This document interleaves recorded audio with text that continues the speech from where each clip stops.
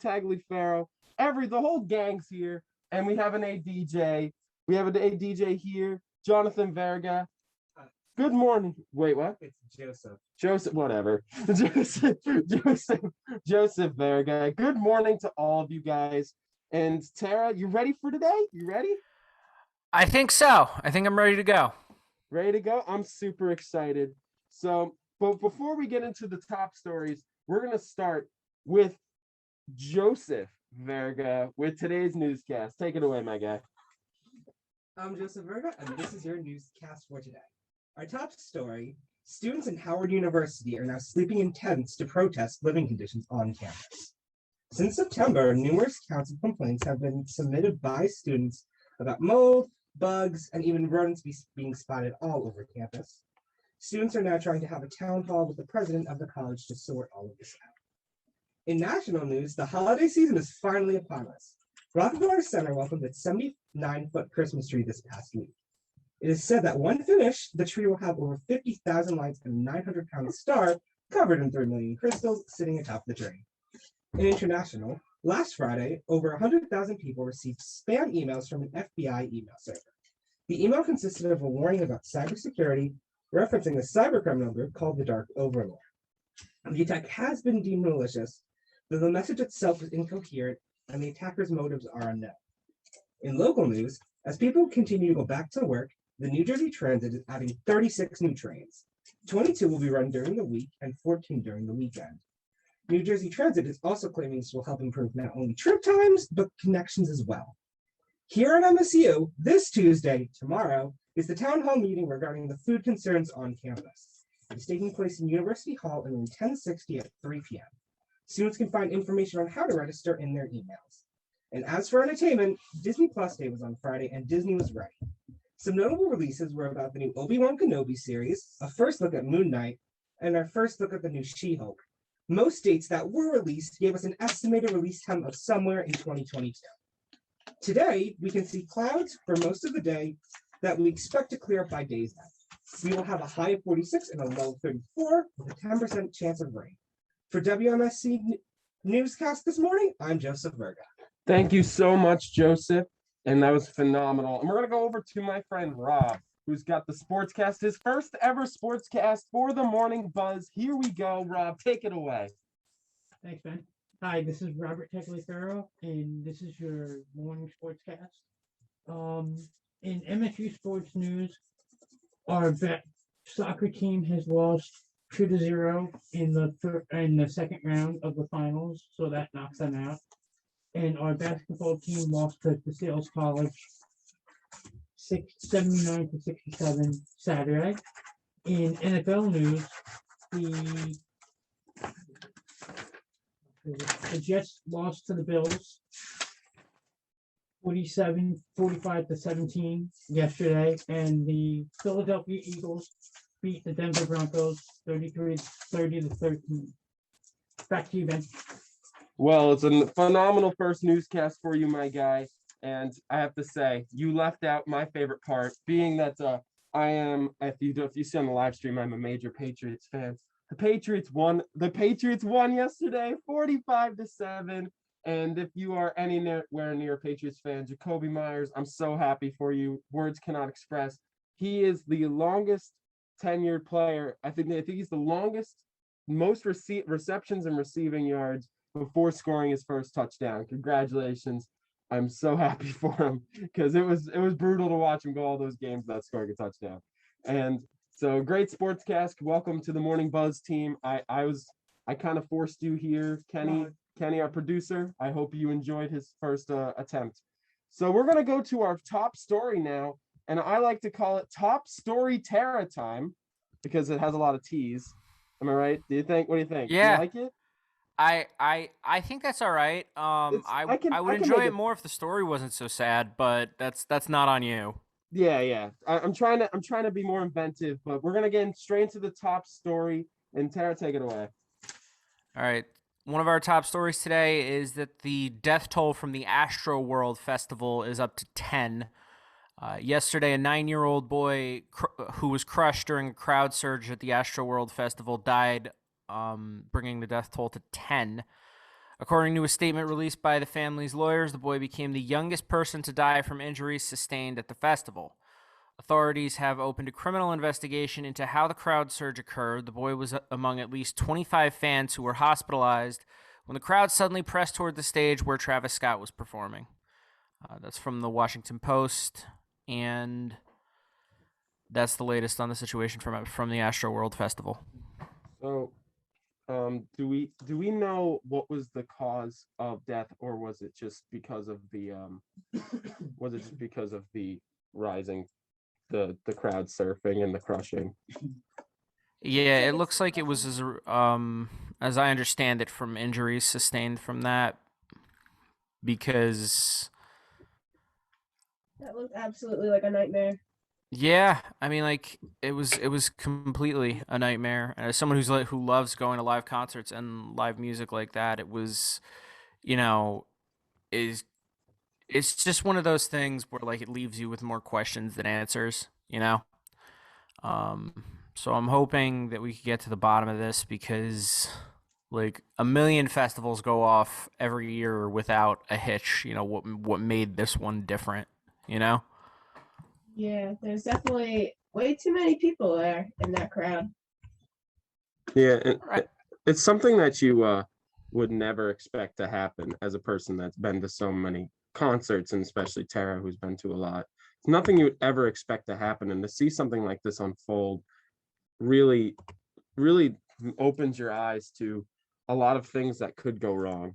Like as we talked about last Yeah. week, the lack of medics there. Like I was saying, when people were like, that's too few medics, I'm like, well, no one would expect this to ever happen. Yeah. So it's the thought of, you don't know till you know. Right. I mean, like I said, I have more questions than answers after this update. Like, why are you bringing a 9-year-old to a festival? Like a major music festival show? Why are you bringing a literal child to that? Also, like, my question from the outset of this whole thing was that, like,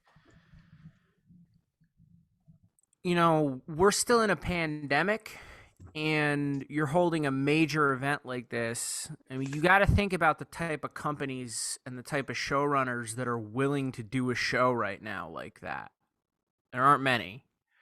And the legitimacy of those companies needs to be called into question. You get what I'm saying?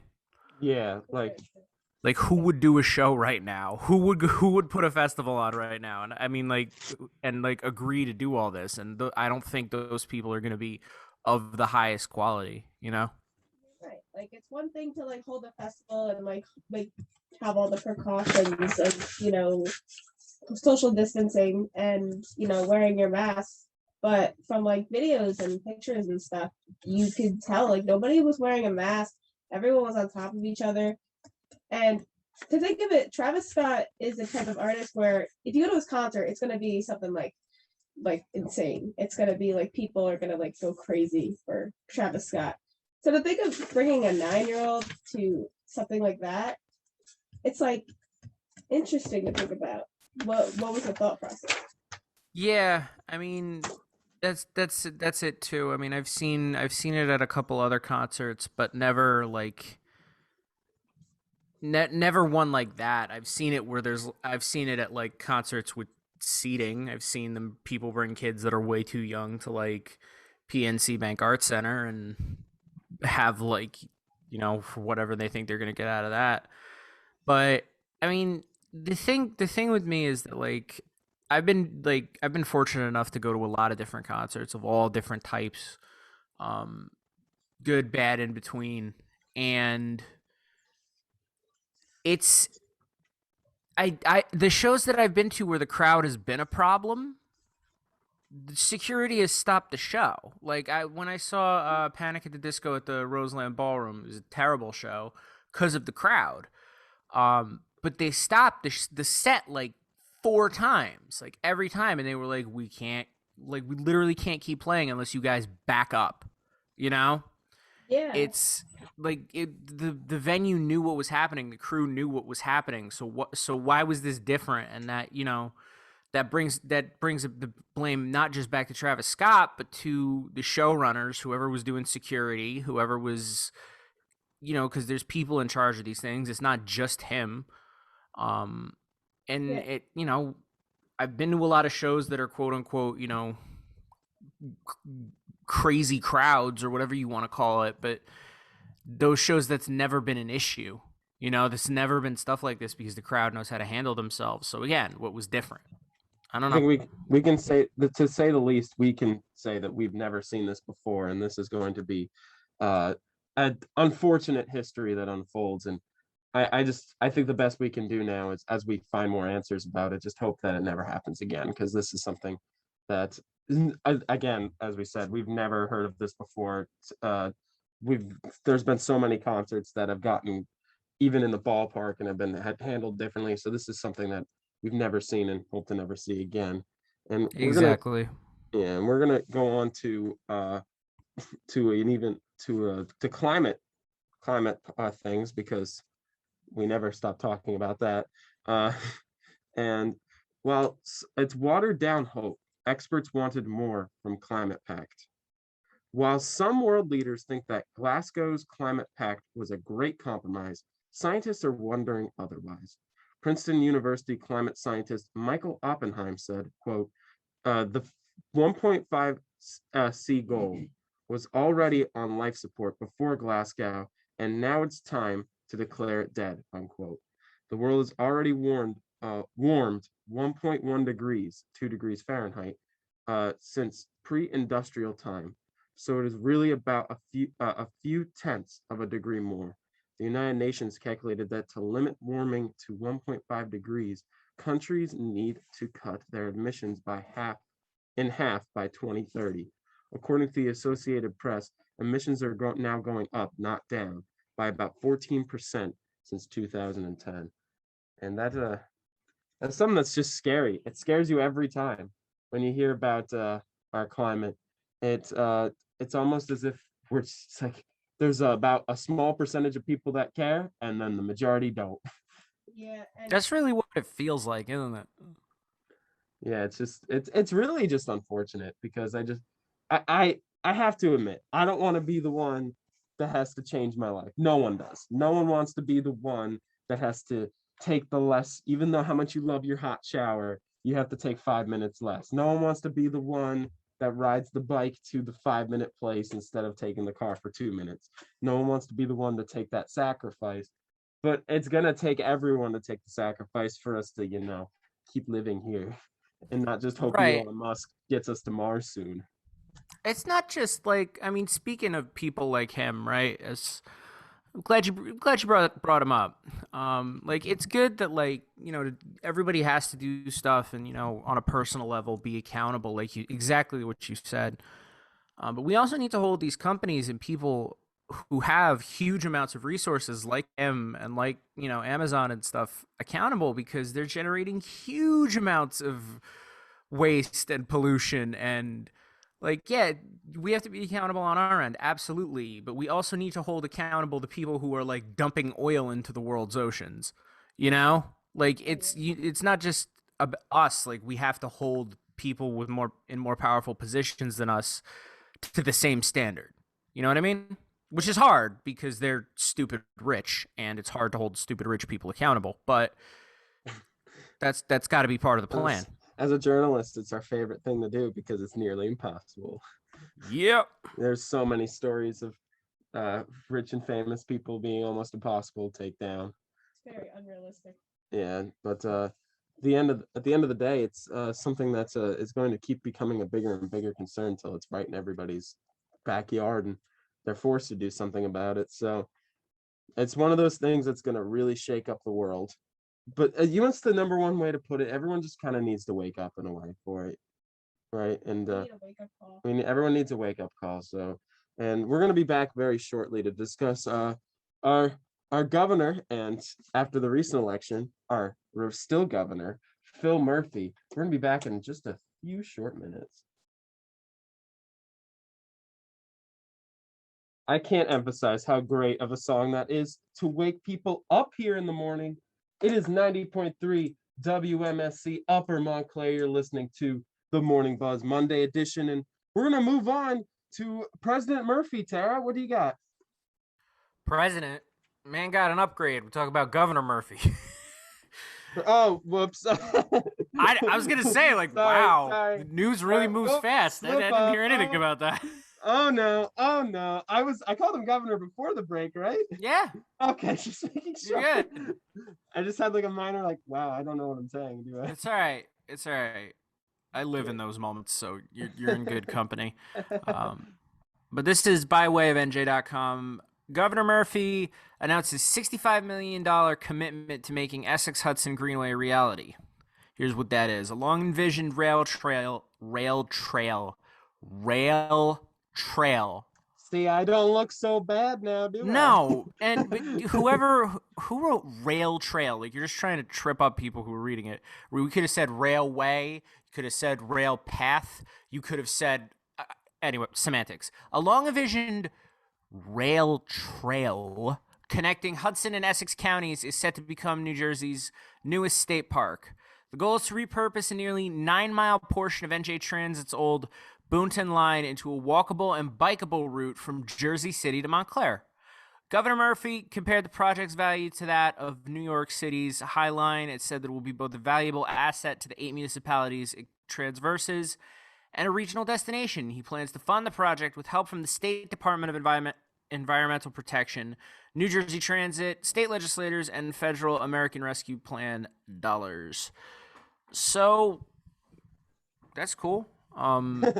Nice. Anyway. Yeah, I mean that's cool. Anything, to help make non-car commuting easier and give people something to do and more greenery in the Garden State, I think is always good. Yeah, I'm super excited actually to hear about that because I have never that's the best mode of transportation construction I've heard from a New Jersey governor in a long time. Mm-hmm. And man, I just made a bunch of like old New Jerseyans laugh, like get it, bottoms. Anyway, if you know, you know. if you know, you know.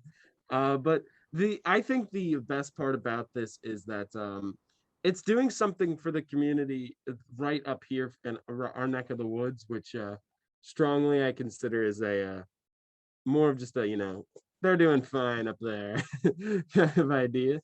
So it's kind of cool that the governor's coming over here to work on something that honestly is something I might take part in. Yeah, I might partake. Katrina, you partaking in that? Oh yeah, this is very exciting. Something to look forward to for sure. Oh, it's very exciting, and it's one of those things that we can't wait to see come to fruition. And we're gonna go to the next story after another short break. But oh wait, someone just walked in. We have someone to talk to, Tara, after this short break. We're gonna be right back after just a few short messages. Well, we are back here at Monday Morning Buzz here, and we're gonna move on to the next story. Wall superintendent sends letter to parent amid hazing scandal. Says media rumors aren't helping. As Wall High School handles both a hazing scandal and a sexual assault investigation, Superintendent Tracy Henderson says the school will boost mental health resources starting today. The hazing allegations included about 6 older players attempting to pin down the youngest player in the locker room as he pleaded them to stop. One of the players involved in the attack could be seen holding a mop or a broomstick. School officials said that about mental health. School officials said that the Mental Health Association of Monmouth County will help create a long-term plan for mental health in the schools.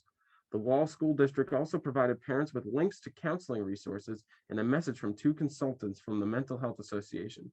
The message included a reminder to continue communicating with kids as the situation develops, to reach out for help if you are a parent or a guardian that are feeling overwhelmed. Wow, what's going on in Monmouth? This is the greatest thing about this to me is that all this like really serious stuff is happening that requires attention, and this dude's just like, it's not helping that you're talking about it. Like, that's his response. Is like, he's like, just don't. You're not helping. That's what Yeah. he's saying. I'm Like not. that, and, like, I'm while not a he's person that goes through much.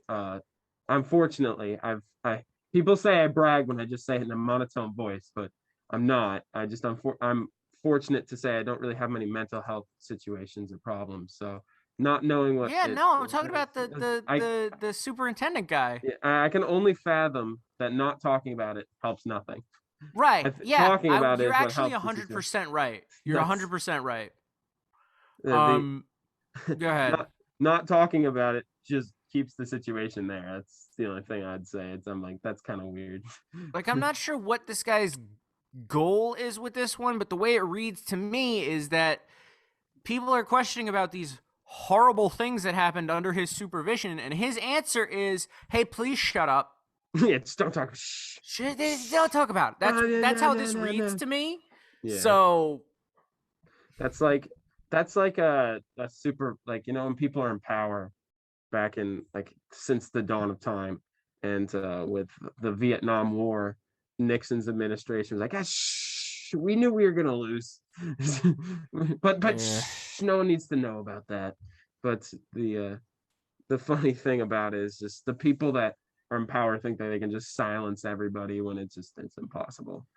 yeah, and like it's such a gaslighty tactic too, because if you have people that are really like went through this horrible stuff under your supervision, saying just don't talk about it is also saying to them, hey, I don't really care about what happened to you. Like, I just don't want to talk about it. That's how that comes across. So it's weird. I mean, I think it's good that they're saying they're bolstering mental health resources, but you're gonna need to do something more than that, and you're gonna need to talk about it.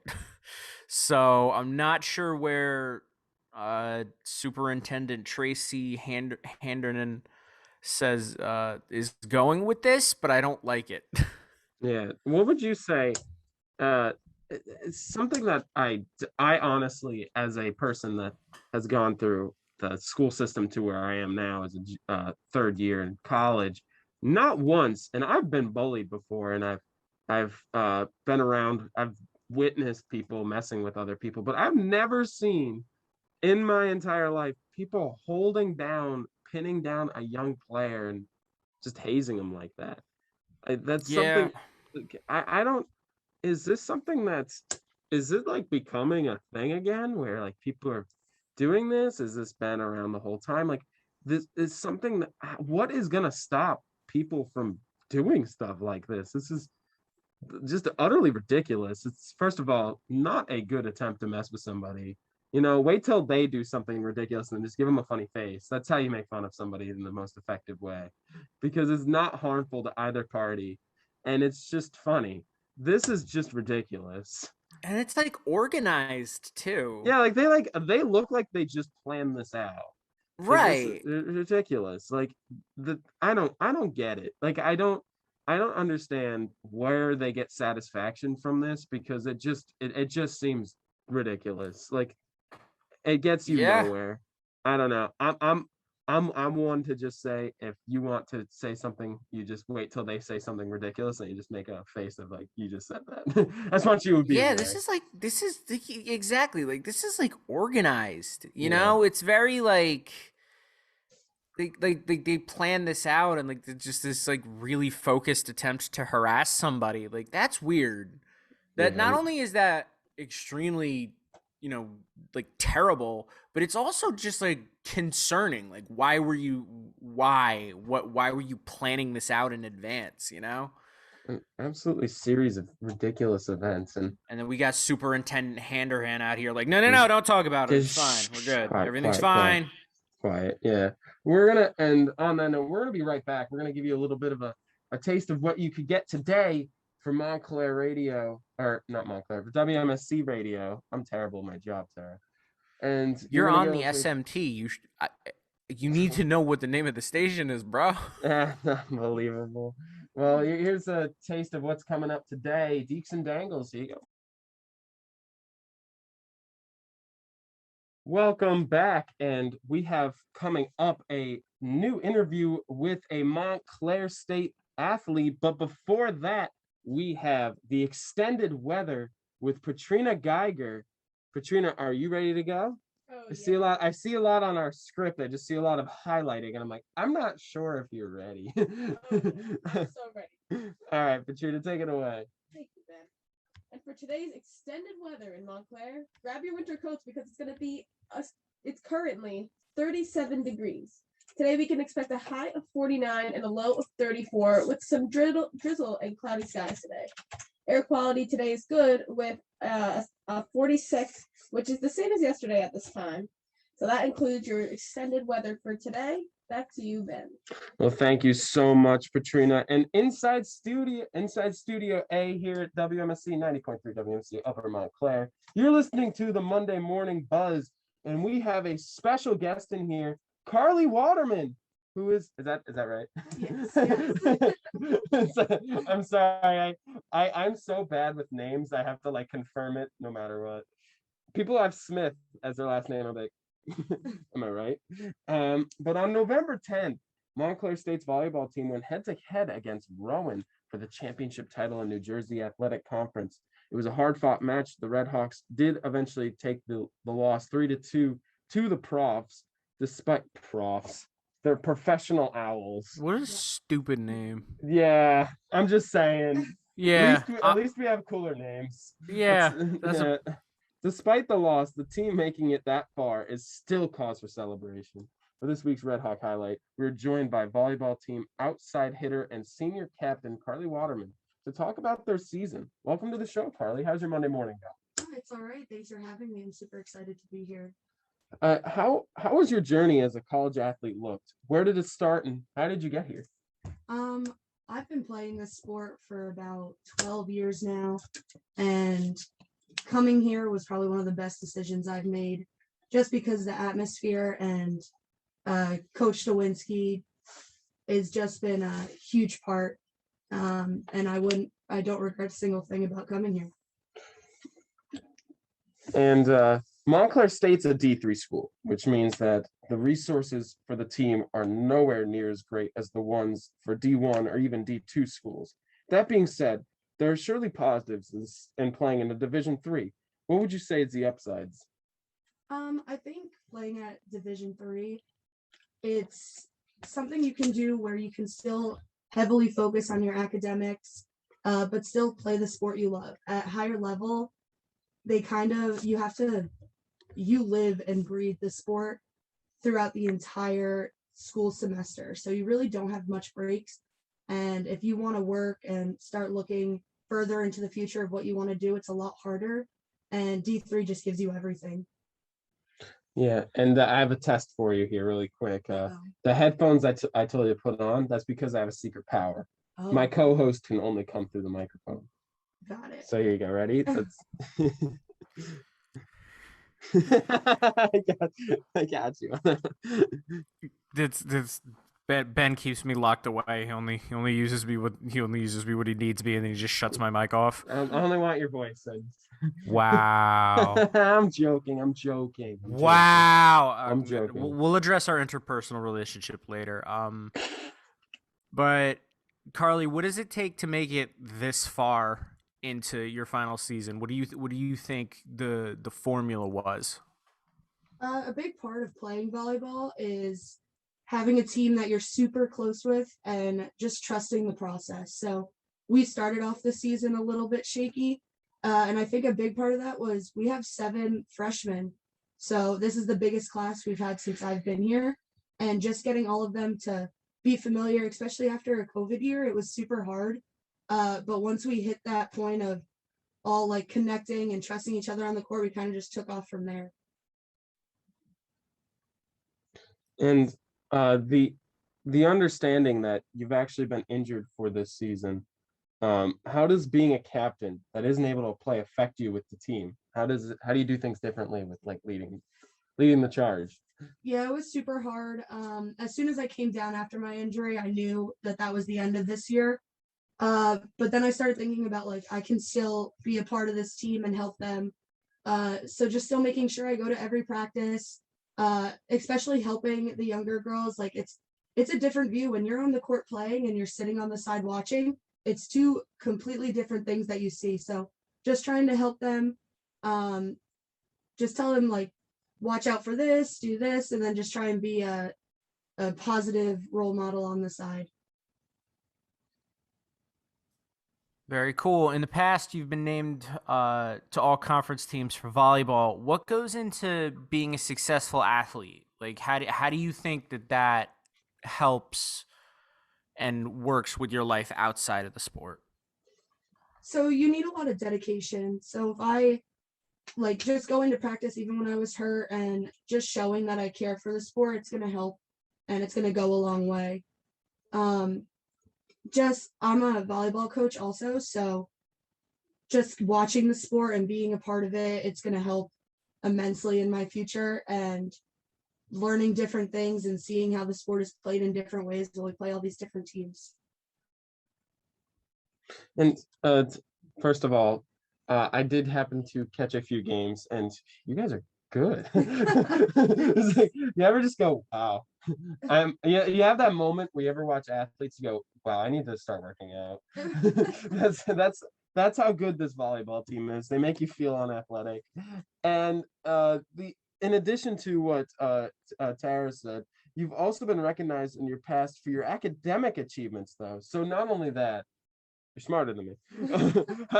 How do you balance being both a top student and a top athlete? It's about balancing your time.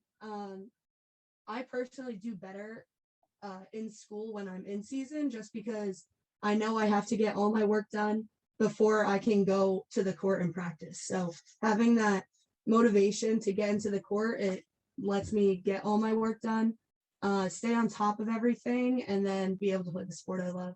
It's a real thing. Under pressure makes you take the best out of you. Yeah, it's a real thing.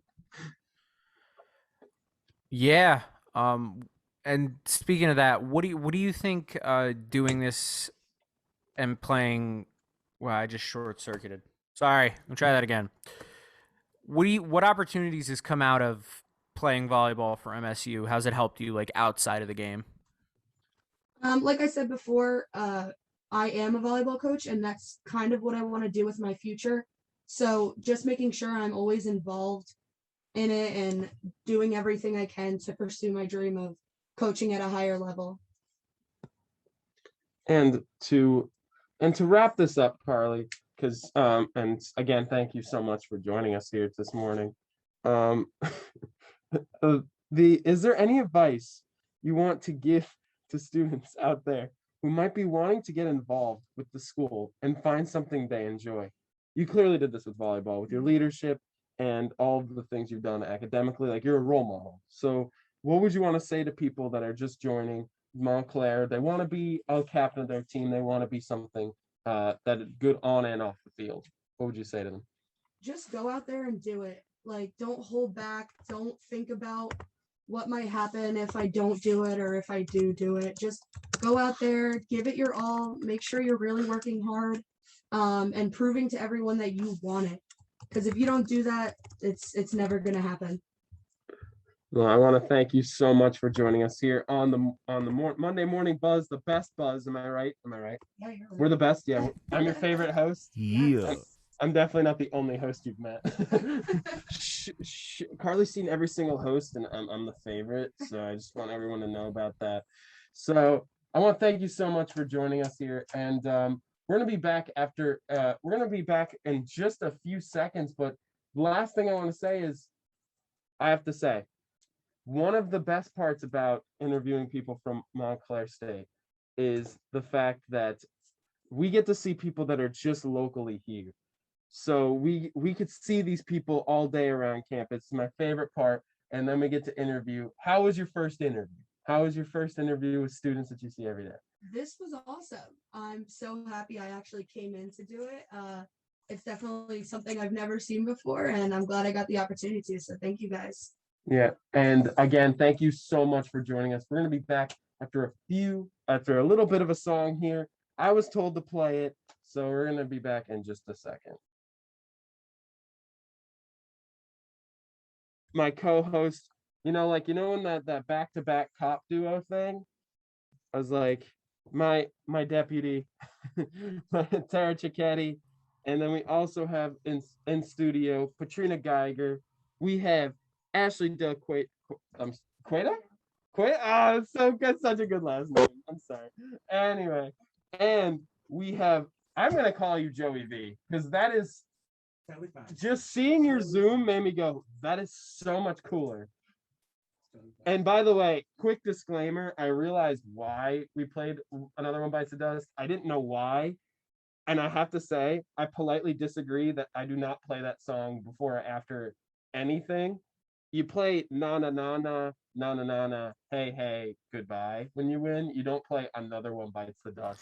Yeah, that's like here. Strongly disagree. See you later. Yeah, well, speaking of music and opinions on music, we got the entertainment segment. Let's go. We had the entertainment segment as T Swizzle coming out over here. Ashley, take it away. Whenever you're ready. So on Friday, Taylor Swift released her Red Taylor's version, a re-recording of her album Red from 2012 as a part of her ongoing mission of regaining ownership of her music. And this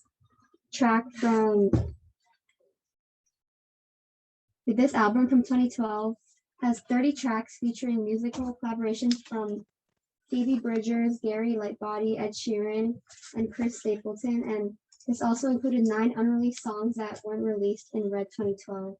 And the long-awaited short film of the infamous song All Too Well, featuring Sadie Sink and Dylan O'Brien, also premiered on Friday. And the short film accumulated over 25 million views on YouTube in 2 days. The film chronicles the relationship of 2 doomed lovers, aka Taylor Swift and Jake Gyllenhaal. Sink and O'Brien's age difference has been the subject of much chatter online. Fans believe that it confirms the song and the film are about Swift's early 2010s relationship with Jake Gyllenhaal because they got together when Swift was 19 and Gyllenhaal was 28. So with that, I would say definitely stream Taylor's version of the album Red and watch the short film All Too Well. If you want to. If you want to. We're not spending that money for Taylor. Even Right. Taylor would understand. So you want to know my thoughts on the whole Taylor Swift thing?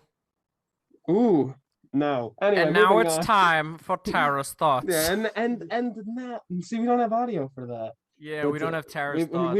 we might hit Ben's thoughts here in this segment, but All right. Well, you what's ready? your- I'm you go gonna say it like this. Here's my thoughts on Taylor Swift. You ready? hit us with it. Ben, what are you having for lunch later? I usually skip one meal a day, and today's probably gonna be lunch, so probably nothing. You think you're gonna skip? What about dinner? What are you thinking? Dinner probably gonna have like burgers. You think you're gonna have burgers? That's cool. What do you think the weather's gonna be like tomorrow? It's gonna be probably cold and Yeah, muggy. it's gonna be cold. Do you think it's gonna be cold? You think I'm gonna need a sweater tomorrow? Yeah, Okay. I don't know where this is going. I'm just gonna answer your question. No, these are my thoughts on Taylor Swift. I don't care. I do not care. Like, you could we covered over the summer the nitty gritty of this story and why the effects this have on music litigation for smaller artists, which is real, right? That was a serious story that we did. But I don't care. Wow, I don't was care. Wow, just make sure our resident Taylor Swift fan Leslie Gallagher. I don't care. Go, dude. I'm not gonna lose sleep over another multi-millionaire complaining about that they want to redo their album. I'm not losing. I can't. I don't care. There are so many artists that we should be talking about, and so many people that we should be helping and pushing and developing who have never had a chance, who have never had Big Machine Records helping them out, making them millions of dollars, that we as a college station should be pushing. I don't care. She could she could put out as many records as she wants. It does not matter. I don't want to be talking. She's approaching Kardashian status. Like, people just keep talking about her. She does like, for no reason. Nobody cares. Nobody. Like, just like, you know, like when people go on talking about how, you know, what the next thing Kim and Chloe are doing, like there's nothing to actually talk about.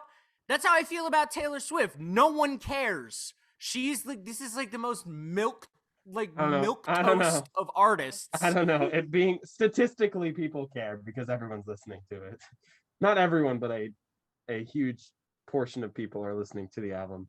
People I don't were really like already Taylor listening Swift to songs. Taylor Swift. Is what Yeah, I'm I'm saying. not a big fan of Taylor Swift songs, but I'll say I listen to the album.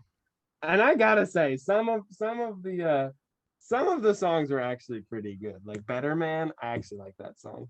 I mess with Out of Like the the- Woods. did Like you there's see good the- songs in there. I'm not saying she's a bad artist. It's just like, why are we still talking about this? Well, first of all, because I listen to I also agree. Like the re-releases, like I'm like whatever.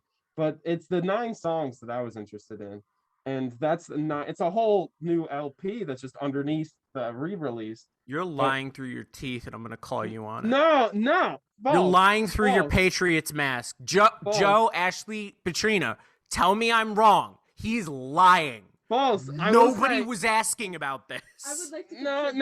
No. I wasn't. Here's the big thing. First of all, I did want to hear Better Man for a long time. After I was shown the acoustic version, you know, when you ever see like an acoustic version of a song, you're like, now I want to hear it recorded. That was a song I was actually really excited for. And then there was also the I do want to say I did also really like how the songs were really well written, and I did like how she sang them. But I will say the only thing I didn't like about the new songs, they did Chris Stapleton so dirty. They really did, and even the Taylor Swift fan Leslie Gallagher agreed. They did my boy Chris so dirty, and I can't get over that. But Oh, is Leslie everything else- listening? no. That's Okay, a good, thing. because if she heard me say what I just said, my life would be in danger. Oh yeah, for sure. What I want to say is, Tara, you have a good point. We should be pushing smaller artists and not making like the biggest deal out of Taylor Swift. Though I think she That's the reason. All right, I'm sorry, but that's the reason they're big artists, because everyone wants to hear them. I'm just saying. I'm just saying. Everything she's gonna drop is gonna be popular because she's popular. That's true. Yeah. So and she's good at what she does. I know we should always push smaller artists, but that doesn't negate that the big artists still are a big artist for a reason. That's true. Yeah, and I mean I agree. The thing is, I think that Taylor Swift's album was put out, like the new remake was put out for a good point. Like, you know, she wanted to put it out to make it her own. Because when it first came out, it wasn't like what she wanted it to be. So, you know, although like I agree with Tara with what Tara said, but what Taylor Swift did was something like not a lot of artists really do, and she wanted to make it her own and, you know, show people like what she wanted it to be. So I like what she did, and I didn't listen to it. I listened to some, but I didn't listen to them all. Some of them there's not much of a difference in some of them, but I like them. I like them a lot. Yeah, all I know is at the end of the day, don't this is not a call to action. This isn't anything. This is just advice. Maybe avoid dating Taylor Swift if you don't want a song written about you. maybe just say no thanks. I'll go to dinner myself. Honestly, I'm not gonna lie. If Taylor Swift asked me out, I'm saying yes in like 2 seconds. So I think you can make as many songs, make a whole album about me. I don't care. I'll be like, I bet.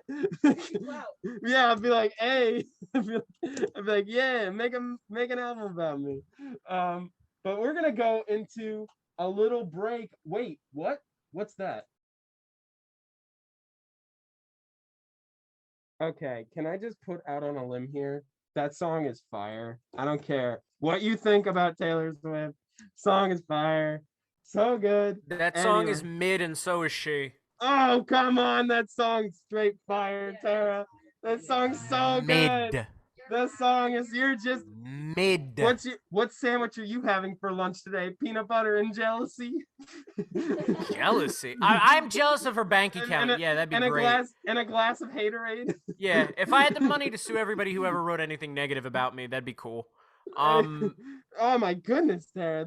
I want to say thank you, Taylor, for following up with Ben's thoughts. We're gonna go into Ben's thoughts real quick to close out the hour. Thank And- you, Taylor, Yeah, for thanks. personally following up Ben's thoughts. Yeah.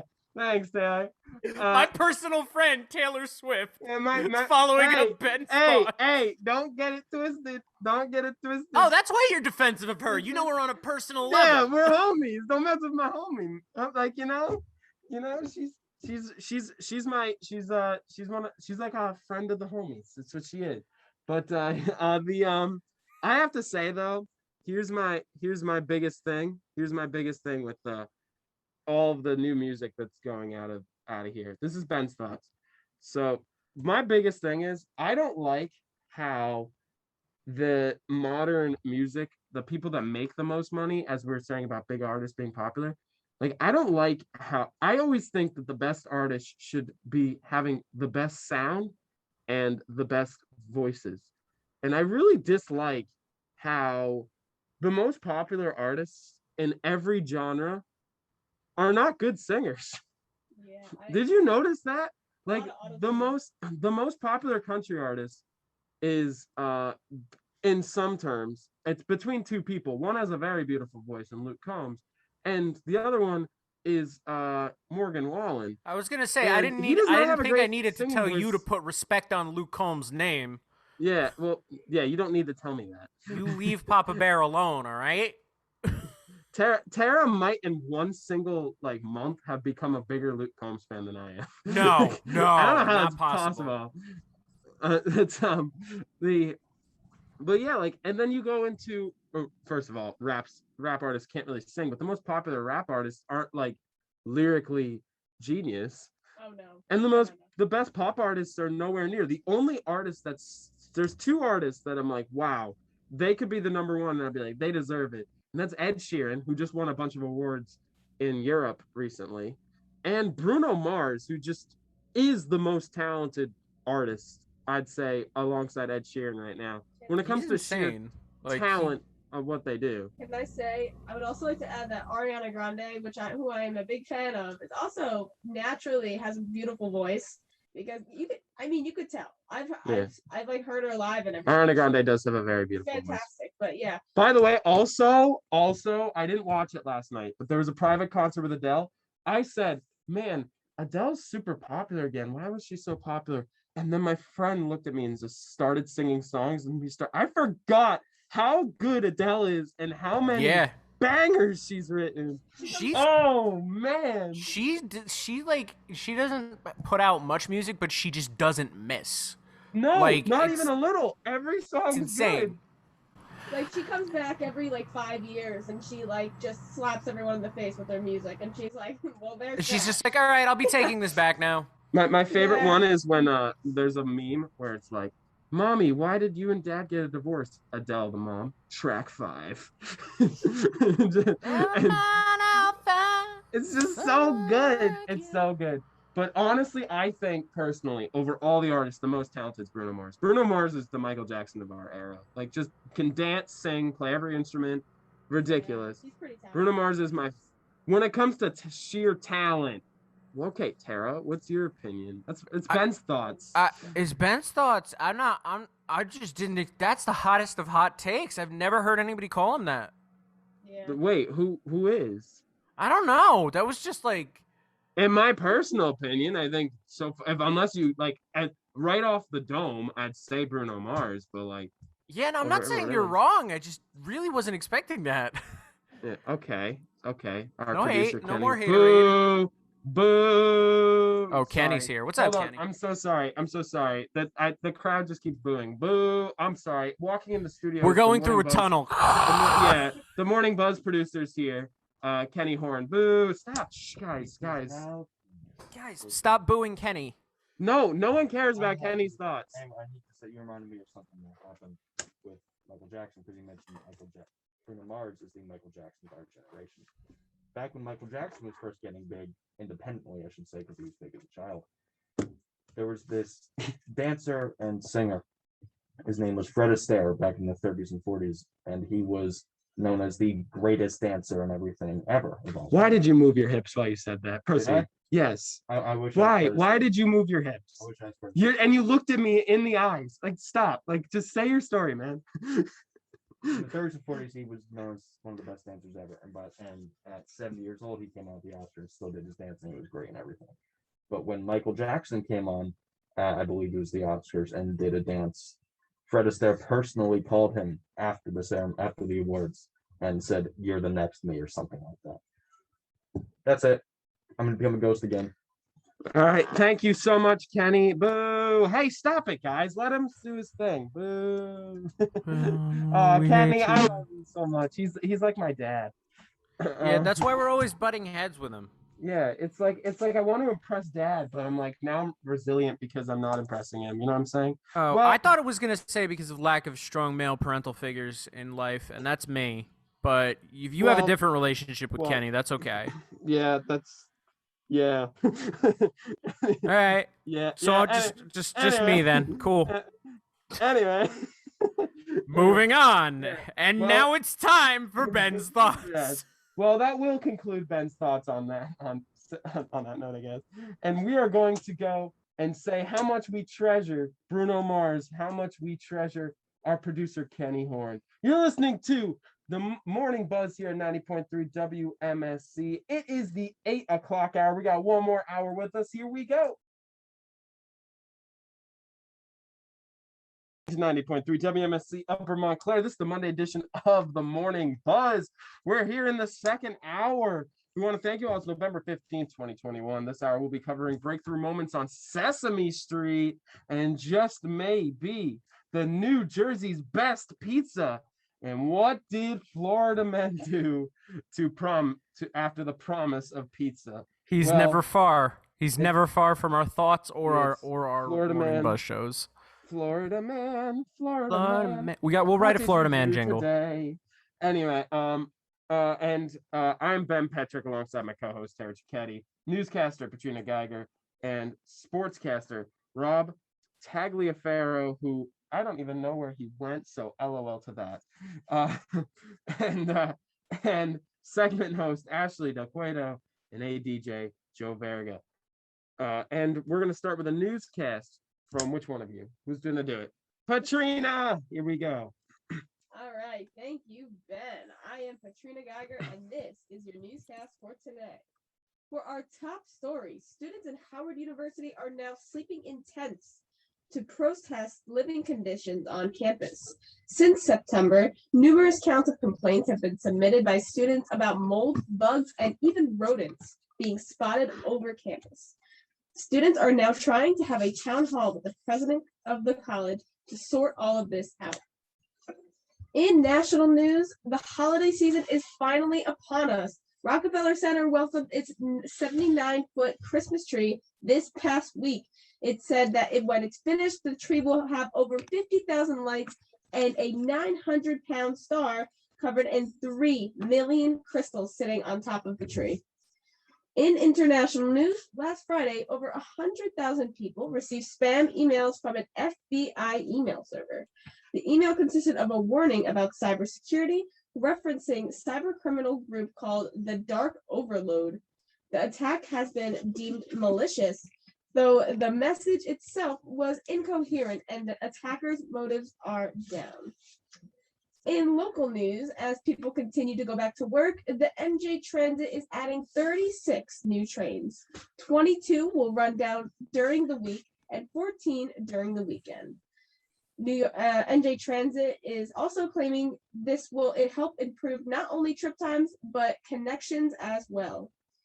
And here at MSU, this Tuesday, which is tomorrow, the 16th, the town hall is meeting regarding food concerns on campus.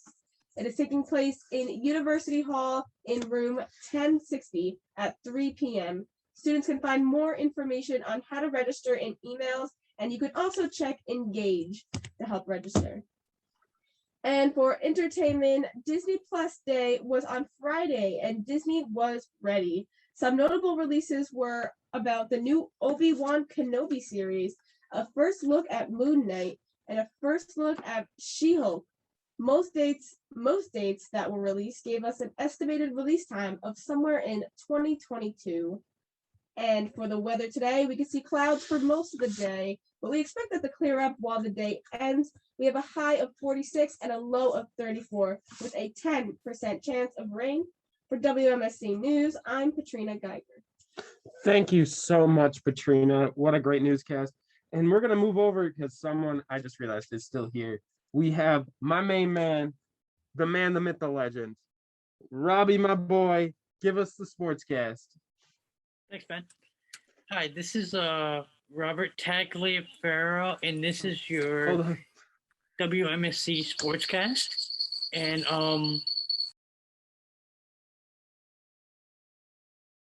Hey, Rob, we didn't lose. We didn't lose. Thank Rob. Don't you dare. Don't do nah, man.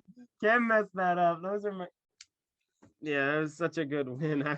I enjoyed every second of it. Thank you so much, Rob. It's so great. And I know you have to get to class, so I want to thank you for joining us here on the Monday Morning Buzz. Enjoy class, my man. Hope you get that A. We're going to go to the top story today, and as I like to say, it is top story Terra time. And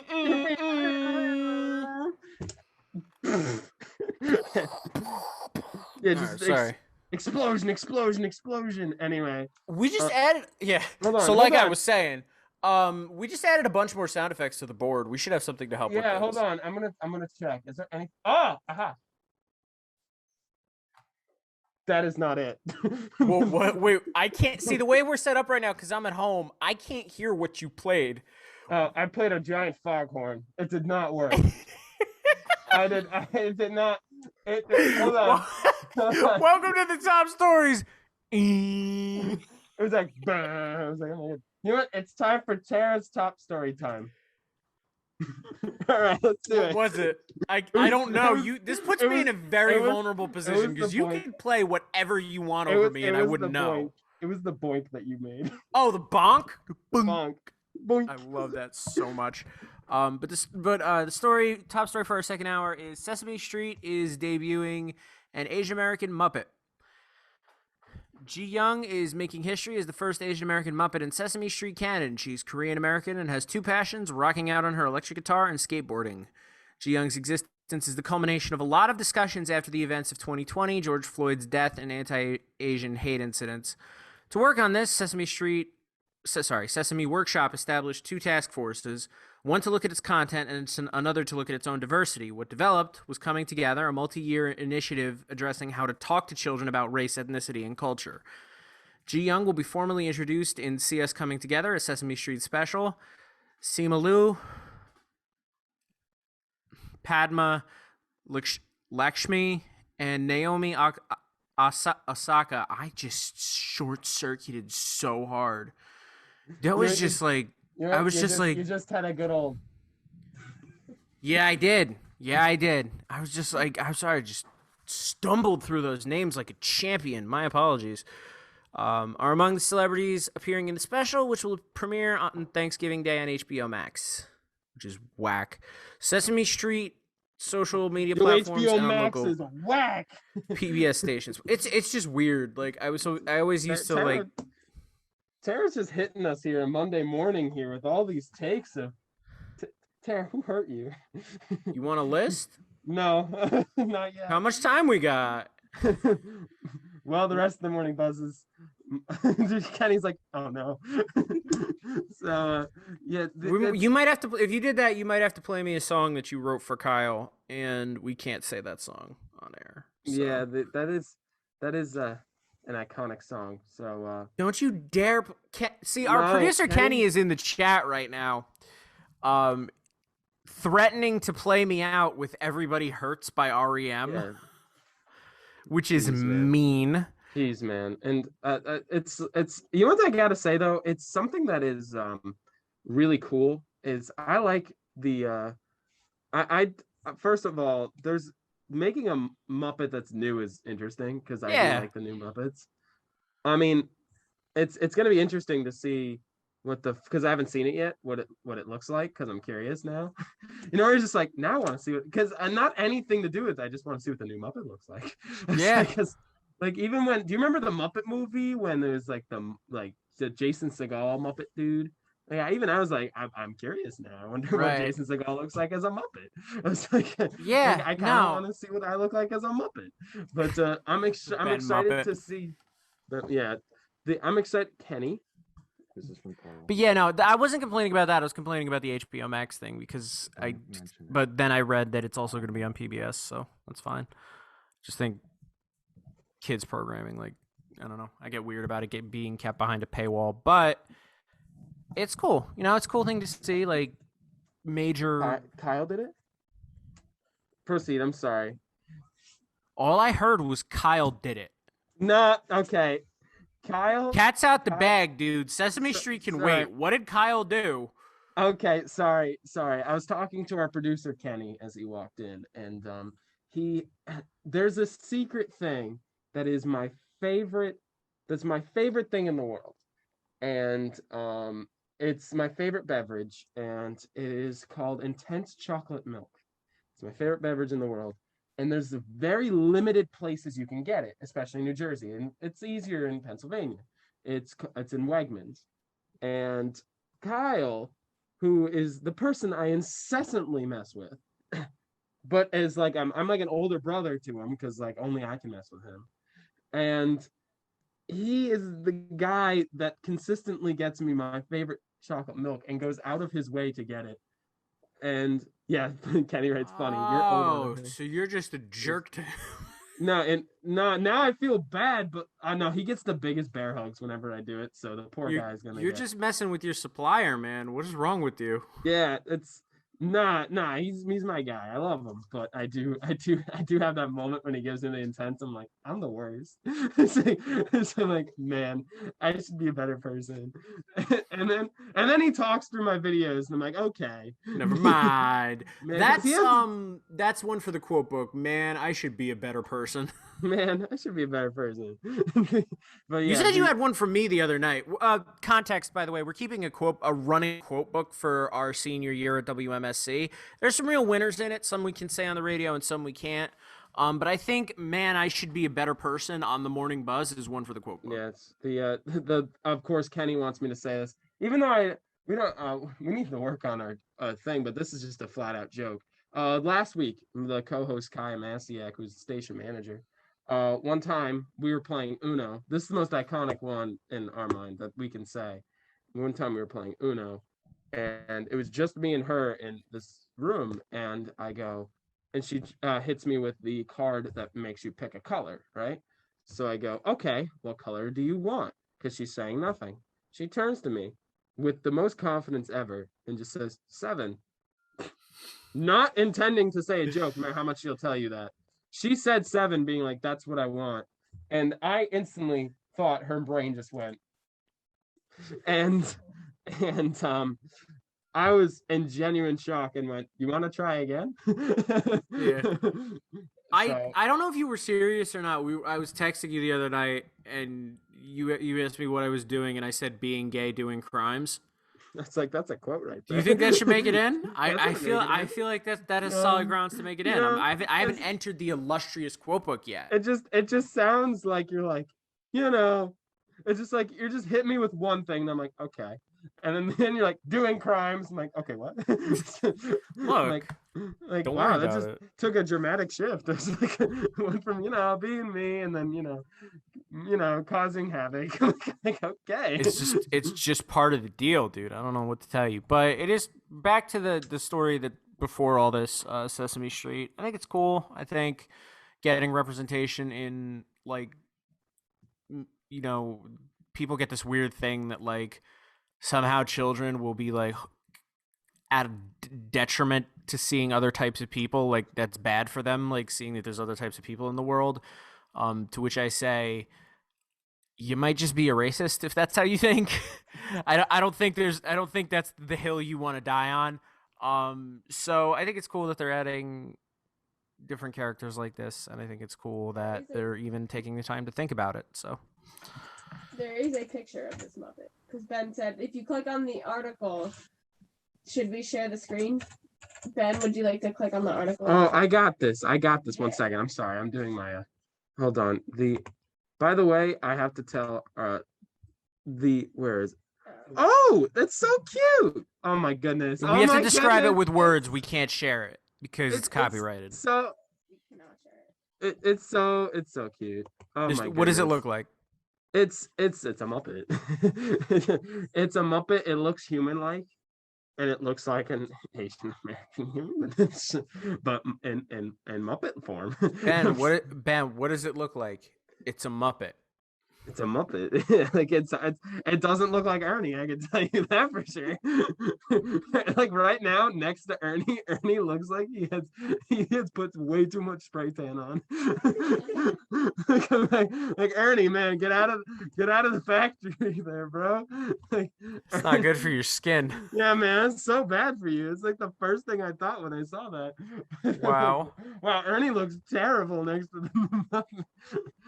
like yo.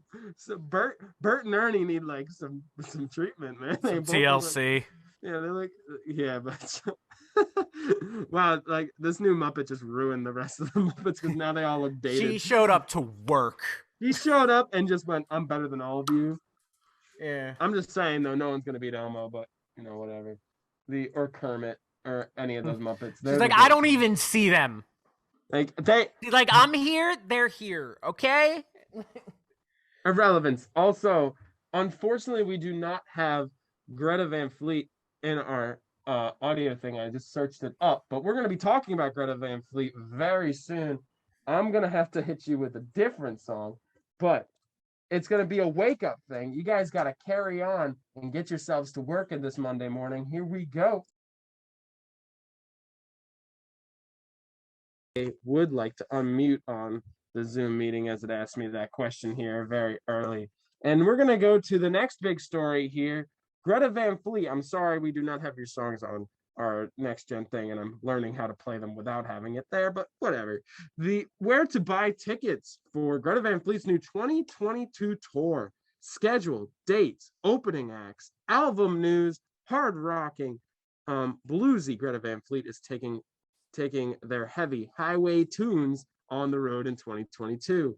Hit me with that. Buttons. We don't have that. How do we not have that, Kenny? We don't have that. This is also not an ad. Are you kidding me? We're just reporting back on all things that are these happening. Ridiculous memes, and we don't have just a simple buttons. Whatever. Anyway, Greta Whatever. Anyway, Greta Van Fleet's 2022 Dreams and Gold Tour we'll see the four bandmates taking their 2021 album, The Battle at Garden's Gate, to audiences live for the first time since its release. The tour includes shows in Pennsylvania on March 30th and in New Jersey on April 1st and 2nd.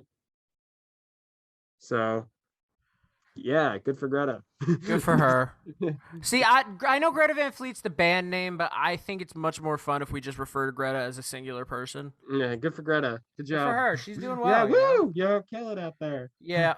So Greta Van Fleet is one of those bands that I think could best be described as polarizing, because if you check your text, Ben, our boss at the station is referring to them as imposters right now, and that she's not sorry that there's no Greta Van Fleet in the system. Oh, okay. This is okay. This could be maybe a second thing of Ben's thoughts. This is like a big thing. I might have to refill the haterade for this one. Yeah, I'm like, what's up with the haterade with everybody? I'm like, people figured out pretty early on with this band that it's like literally just how do we make a classic rock style band that will chart on Spotify playlists? Like, people clocked them like really, really early, and they've been just getting taken to task over it. Oh, like the fact that there's just like rehashing everything from the classic rock era. Does that make them inherently bad? I don't know. I don't really listen to them. I don't look for new music that sounds like classic rock, but they occupy a very weird space in music. So I think it's interesting. And I also think it's interesting that they still pull like fans like crazy. I like their style of music though. Like I'm not usually somebody that looks for like classic rock, but my girlfriend got me into Greta Van Fleet, and I'm actually like I like their music a lot, and I wouldn't think I would. I think for me, I like that kind of different genre that you're not so sure of. Yeah. You can feel the tension. The tension's not with me. If you check your phone right now, our GM is jumping in on this. Basically talking about the And fact that this ain't also- even me. This is our boss.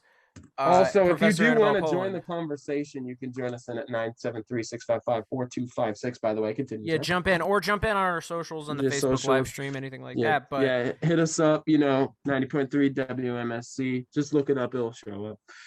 like people have real strong opinions about this band, and I don't. Oh, I just hit the mic with my headphones. That had to sound great. I just don't. I don't really have strong opinions on them. I mean, also, like, even if they are, like, kind of a knockoff of the classic rock era, if you like them, if that makes you happy, if that gives you serotonin and helps you get through your day, I'm not going to knock it. Just like I'm not actually going to knock, if you listen to Taylor Swift or anything, Leslie.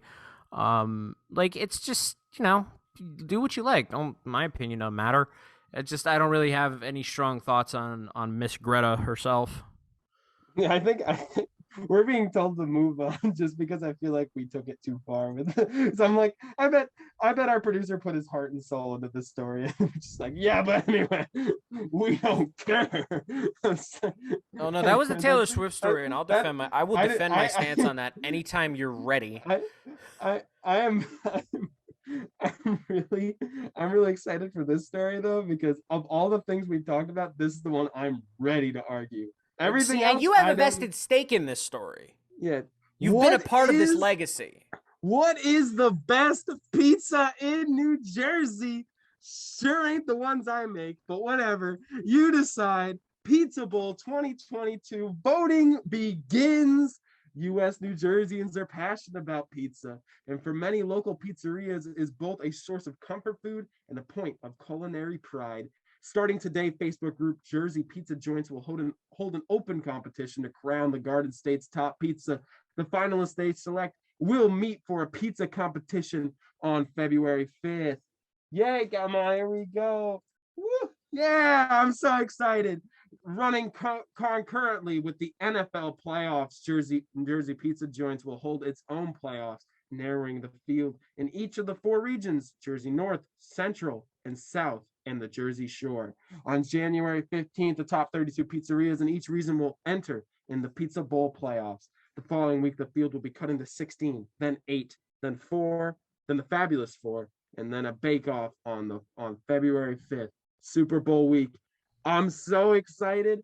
I'm going to actually follow this one. And by the way, I used to be, not anymore. I used to be a pizza maker for Domino's. We ain't winning, and we aren't even competing. But I will say, being part of the Shore, I hope the Shore wins. I'm so excited to see which one. I think Federici's and Monmouth County is going to get close. I think that Naples that's in like Forked River, Toms River area is going to do really well. I think that I'm excited to see the Sawmill or Maruca's from the Seaside Boardwalk. Both of them are iconic pizzas. Yep. As long as Three Brothers doesn't participate, you want Three Brothers out of this? Oh, Three Brothers is terrible. What a ripoff. They are a ripoff, but everything on the boardwalk is like stupid expensive. No. There's a ripoff, and then you're in a tourist area. They're a ripoff. Okay. So, like, this is all right. We're gonna maybe hit another Ben Stotts. Let's talk about it. All right. Food, and when you go on traveling places, just eat at home. I'm sorry. When you go to the movies, unless I'm on a date, I eat before and after. Unless it's something I really want, like Maruca's. If I don't want Maruca's or the Sawmill, I really just eat at home and then I go. Because it's such a ripoff. Three Brothers is a ripoff. Everywhere you go, it's just super expensive. And don't get me started on places that are family friendly. Because if it's a family friendly place, it's just disgustingly expensive to pay for food because they don't have other means to make money. Because they can't get you on the bar. They can't get you on the bar. So it's just, it's so ridiculously, I eat at home. I need to ask you, when you go, what part of the shore do you live by? Seaside. Um, I live like 2 seconds from Seaside. Yeah, there's this place in Wildwood, this pizza place. They have multiple on the boardwalk called the Hot Spot, and everyone claims it's like the hot spot, right? But I tried it, and I just didn't.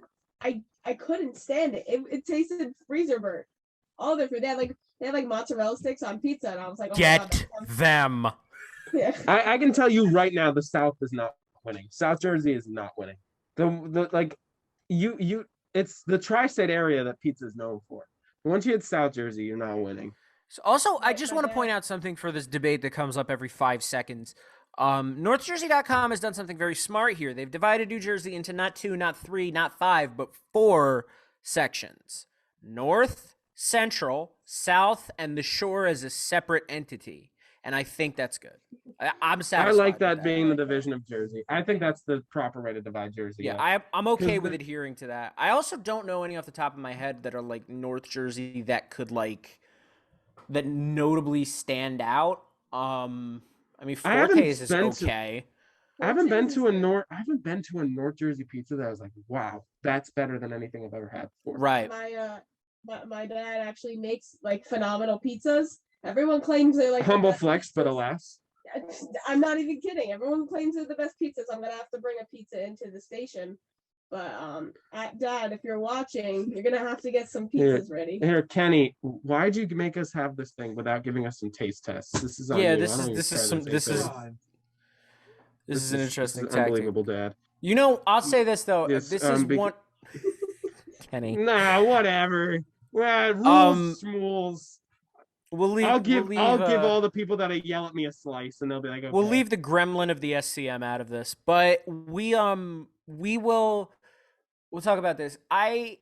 One of the business casualties of the pandemic was a spot in Seattle. I can't even remember what the name of it is. It's gonna come to me when I'm like as soon as we sign off. But they were a heavy metal themed pizza joint, and Sizzle Pie, I think they were called. And they did not only did they have like amazing options, they had like 3 different vegan options if you couldn't have dairy, which I can't. So like A+, and we don't really have places like that out east, which is wild. Sizzle Pie, yeah, I don't think they outlasted the pandemic, which is horrible. But yeah, I wish we had places like them out east. That'd be awesome. Yeah, they definitely need more pizza places with non-dairy options for people. It's unfair for the people. I mean, I know it's easier to probably just, slap on some dairy and, call it a day. But, it's definitely a lot more better for people that can't have dairy to have. Yeah, those options. there's a million reasons. Like it could be because of like, you're a vegan or whatever. Mhm. In my case, it's that my body was nerfed. God saw me and said she would be too powerful, so God cursed me with crippling mental illness and a weak digestive system. So I wouldn't, outpace everybody. So that's the deal with that. But it's cool. I would love if the sports team would cover this. Programming director, associate programming director. Do you have any sway in that? No, sports team ain't covering it. I'm covering it. Oh, even better.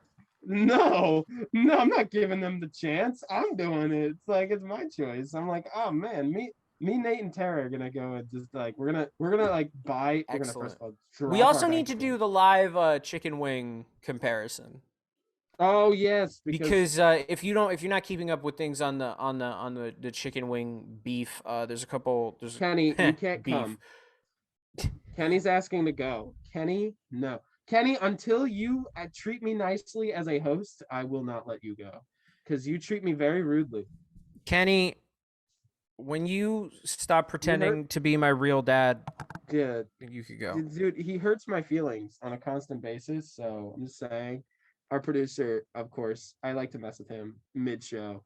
So my producer hurts my feelings. So until you stop hurting my feelings, then you can go. Oh man, now he's trying to hit my heartstrings. Okay, go, keep talking before he messes with me. Oh, well, I mean, I'm just saying, then I'm more excited now that knowing that we're going to be covering it. It's going to be cool. He called me beautiful. Anyway. Beautiful, crazy, she can't help but amaze me. Thank you. I do have beautiful locks of hair, but you know what isn't beautiful? Texting and driving. We'll be right back on the Monday morning. Wow, that was a terrible transition.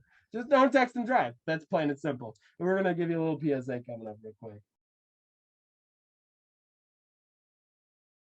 You're listening to the Monday morning edition of the Morning Buzz. We got a little bit of time left with you guys, 24 minutes to be exact. It's 8:36 in the morning, and Tara on the live stream has a microwave. I think it was supposed to be an old TV, but it does just look like having a microwave, huh? It looks like a microwave from this time. Like I'm sorry. I'm genuinely sorry. I just kind of started playing with the Zoom filters.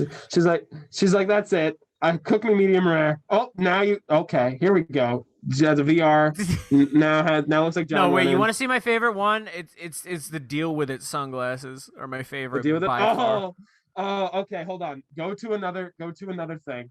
Go to another filter real quick, and then get ready to go back to it real quick. All right, count me in. Count me in. Just all right. Dun, dun, dun, dun, dun.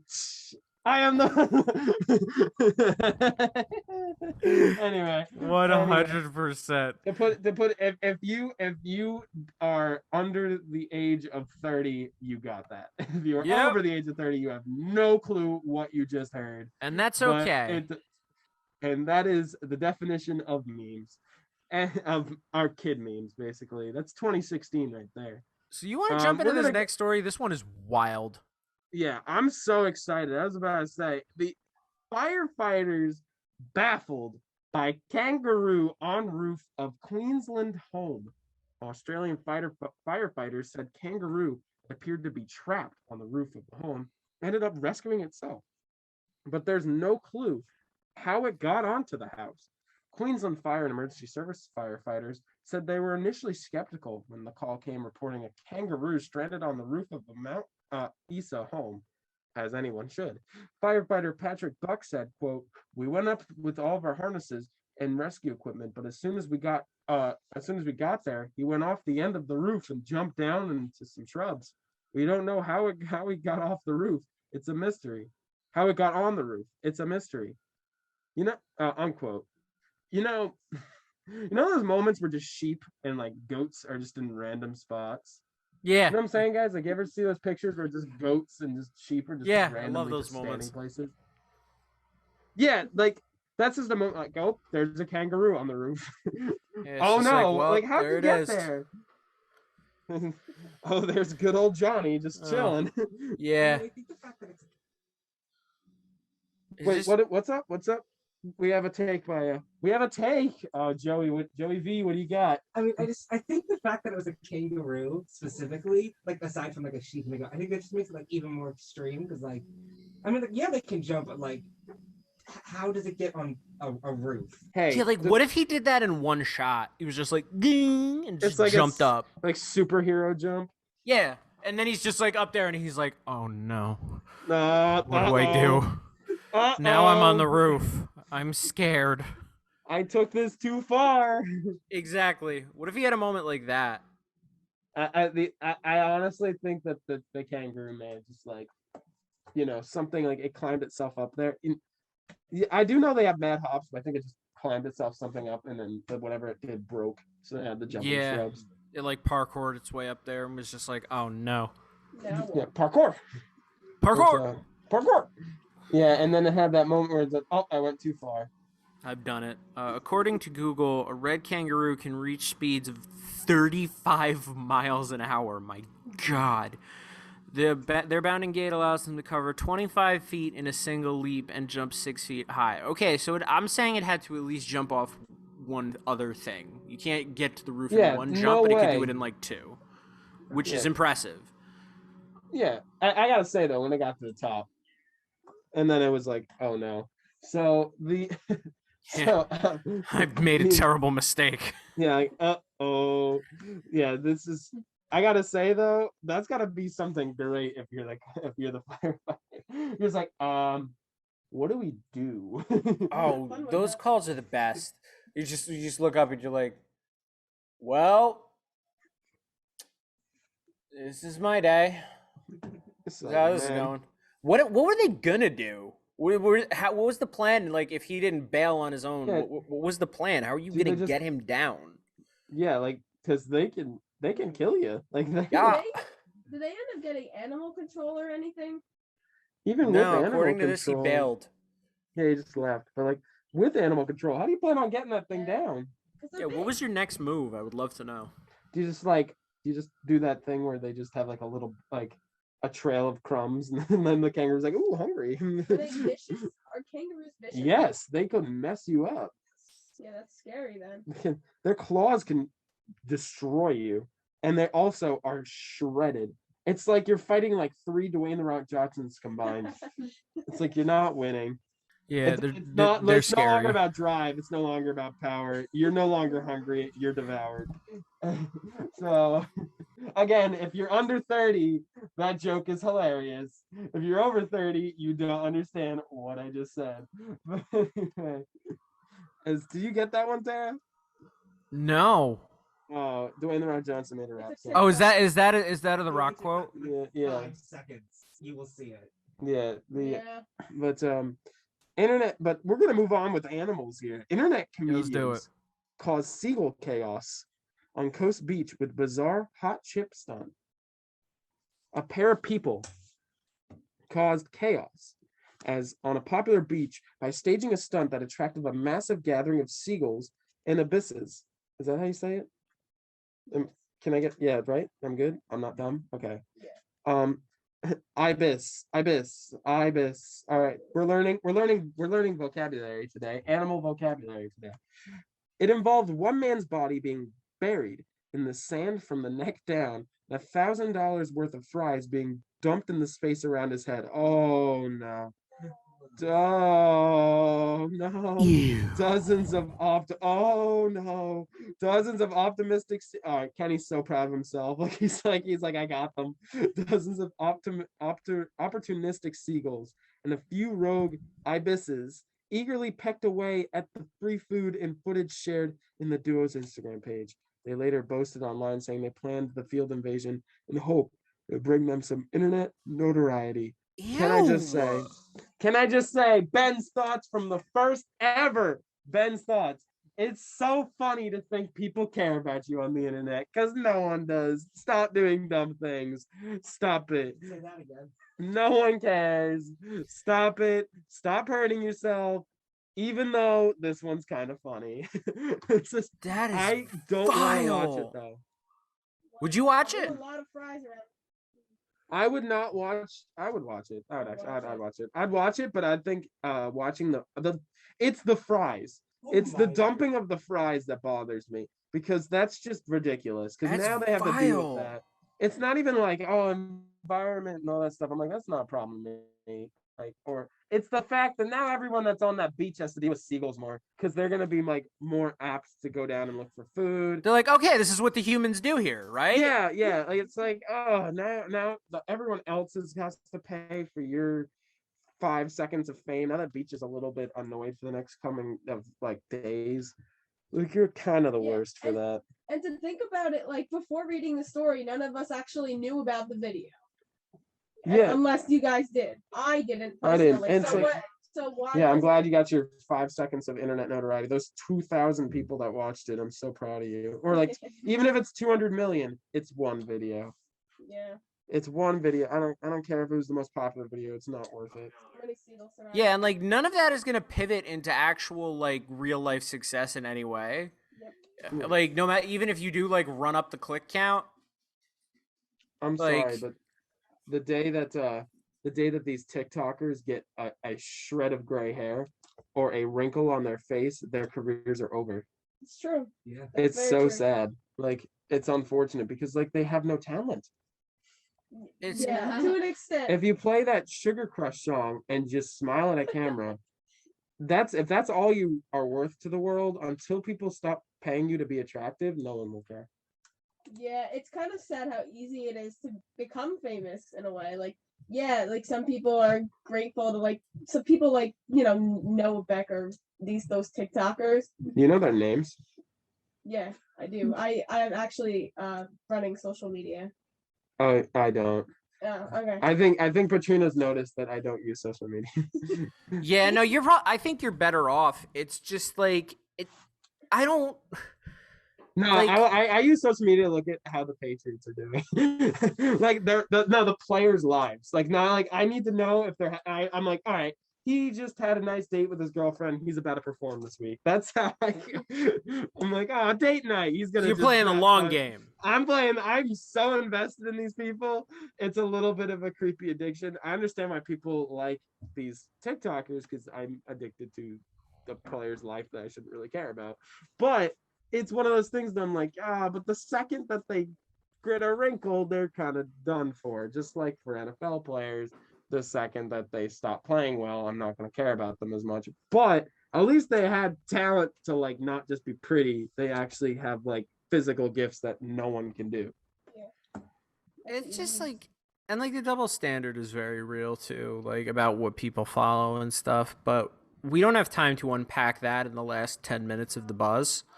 The ins and outs of people getting famous on social media for no reason, but I feel you. Like it's just there's so many people that just like not only does nobody care, but even if you do make a video that like goes viral, like then what? Like how are you gonna pivot that into actually like keeping people around? Yeah. Like it's not easy. it's Yeah. not, and that takes talent.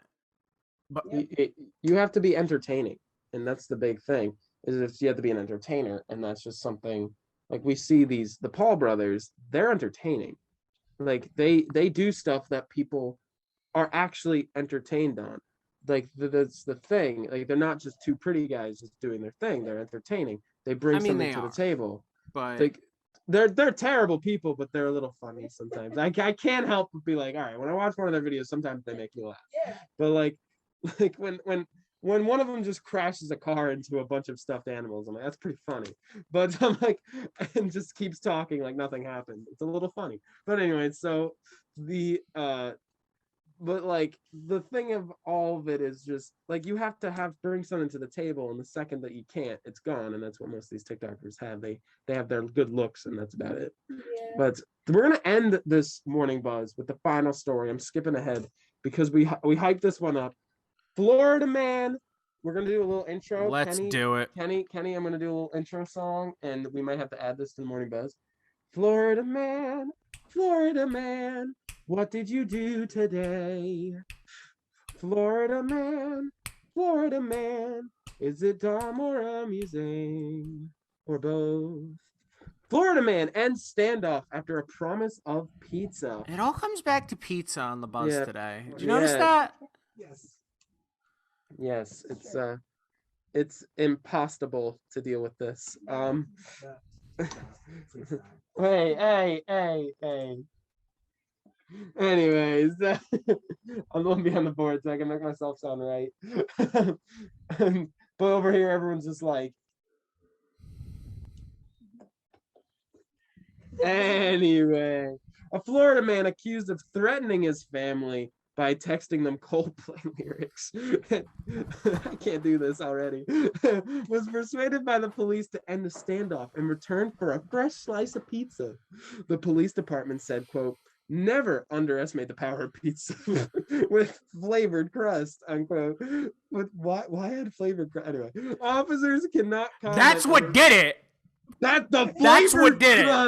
The flavored crust. All right, we'll get on to it in a second.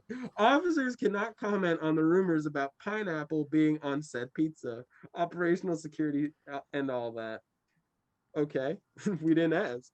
That was all still part of the quote. The officers cannot comment on the rumor about pineapple being on the said pizza, operational security, and all that. That was part of the official statement. Guys. Yeah, that was part of the official statement. I just realized that I thought it was unquote after crust. I was wrong. Unquote after all that. It was not immediately clear though if responding officers even gave McLemery a slice, but they did deliver him charges of resisting an officer without violence and aggravated stalking. According to jail records, the bond has been set at $100,000, and he is due to appear in court in 3 weeks. So nothing outpizzas the Florida man. That was chaotic. That was so bad. That was, Okay. Let's take it from the top. all right, hold up. I can't let this go though. Nor What's should up you. with the Coldplay lyrics? That's exactly. I wanted to start at the top. Like, Like, you think this man was really like, I know what'll get him. Coldplay. Viva la vida. Yeah, You know what? I got you'll this. stop him. You'll stop him. Some Coldplay lyrics. I'm gonna throw some haymakers at my own family with these Coldplay lyrics. Like, what? That alone would be like, I would want to do that as a story, right? And then, once this came to a head, the cops are like, hey, you know what? We got some dope pizza for you. Bro, you My like guy. flavored crust, bro. Are you we're gonna put you onto this flavored crust, man. You don't know nothing about it. Bro, you don't even know how good the cheese, the The crust. flavors. Ugh. I'm not gonna tell you if pineapple's on I'm it. not gonna tell you if this should stop you from murdering your family or whatever you were gonna do. Listen. But No one will know if you want pineapple. I'll make sure of it. When I release the official statement, I will make no comments about pineapples. The picture of this guy is something you wouldn't expect too. it's exactly what I expected. Actually, I beg to didn't. differ. Right? I did not expect him to look like that. Especially, he just. What did you expect Generic? him to look like? I don't know. I don't know what Yeah. I expected him to look like, but I just didn't see that. I didn't see that coming. That guy just like, now I'm looking at him, I'm like, he's like, man, the pizza wasn't as good as I thought. Yeah, he's The just like, moment- man, they got me. The moment you realize it was Domino's. Yeah. You know it, and you know it was. You know it was just some like garbage chain food. Like, oh my god. Yeah, here's This- some Papa John's. You're welcome to prison. Welcome to jail. Have some Pizza Hut.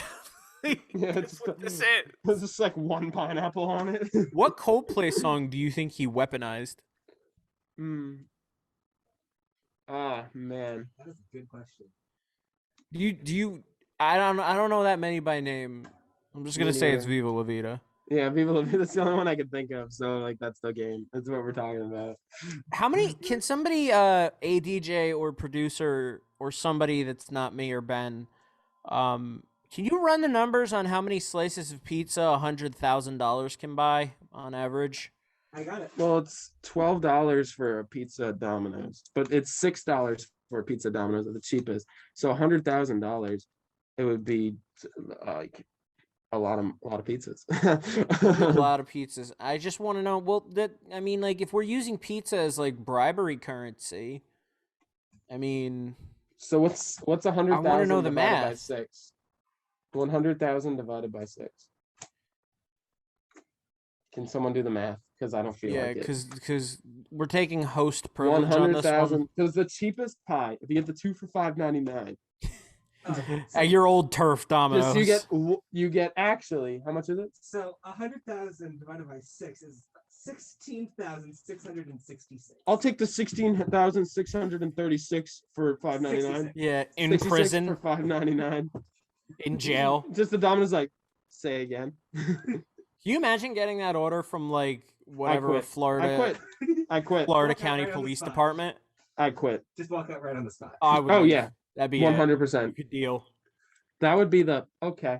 If you think I'm making 16,000 slices of pizza for to get this guy out of prison, you're out of your right. mind. Do you want to hear the biggest order I've ever had? Yeah, go ahead. So I get a call. We open the store at 10 a.m. We open the store at 10:30 a.m. I get a call. I have to be there at 9 a.m. I get a call at 9:30 that says, "I just want you to know, I want to order pizza." I was like, "Okay, for what time?" oh, 11:30. I was like, okay, that's fine, whatever. What would you like? He's like, 20 sausage. I was like, okay. It's like, hold up. All right. And then it's like, all right, that's a lot. He's like, all right, and 20 plain. That's a lot of sausage for a weekday. And then I was like, and okay, and 20, and then 20 plain. And I was like, okay. Oh, I thought you were done with 20. Nope. And 15 pepperoni. And I was like, okay. And a salad. And I was like, oh, that changes everything. Now it's possible.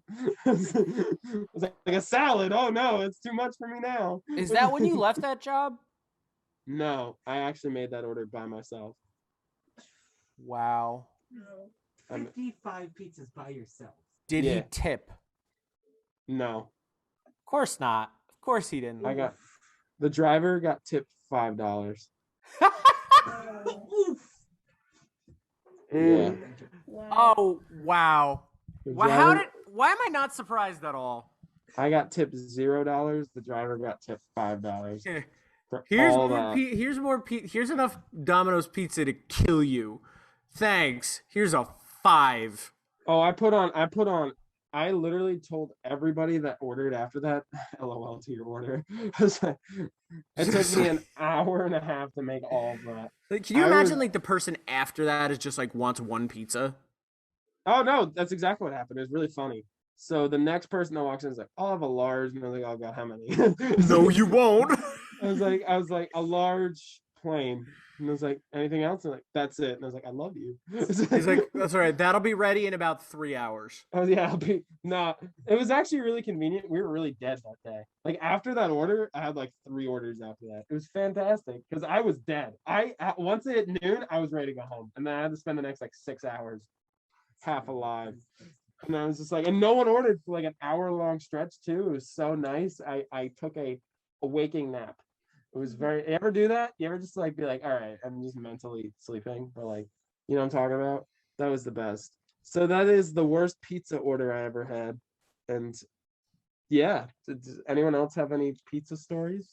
I used to work at a pizza place as well. You did? Yeah, I did. No, How I was wasn't it? cooking. It was sucked. Fantastic. It was, a lot. It was at one of those coal-fired pizza places that was in like this uppity bougie area up Route 17.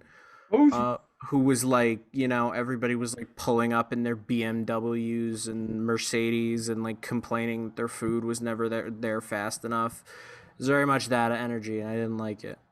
But I did have like a $300 order once or twice. But it was, I mean, I just, what do you say to that other than just like, you have 2 options. You're either okay or I'm out of here. Exactly. And so the moral of the story is don't work at a pizza place. Or a bagel shop. Or a Don't bagel work at shop. a bagel shop. They're terrible. Well, I do want to thank everyone for joining us here at the Monday Morning Buzz. I want to especially thank our general manager, Annabella Poland, our producer, Kenny Horn, the assistant producer, Isaiah Ramirez. And I want to thank all the people that are here with me today. I want to thank Tara Cicchetti, my co-host. I want to thank Petruna Geiger, our news contributor. I want to thank Ashley Del Cueto, our entertainment contributor. I want to thank Joey V for being an awesome ADJ. Thank you so much for joining us. And I want to thank Rob Tagliaferro for being such an awesome sportscaster and coming in on such short notice. I want to thank everyone involved for this story. I want to thank everyone that was around. We're going to see you guys all next week, except for Petrina. LOL. I'm joking. And I want to thank you all for joining us. We'll see you all next week at the same time, same place. And I think it's time for everyone to get moving. And I feel like it's time for everybody to get a little excited for the morning. I like it. Let's do it.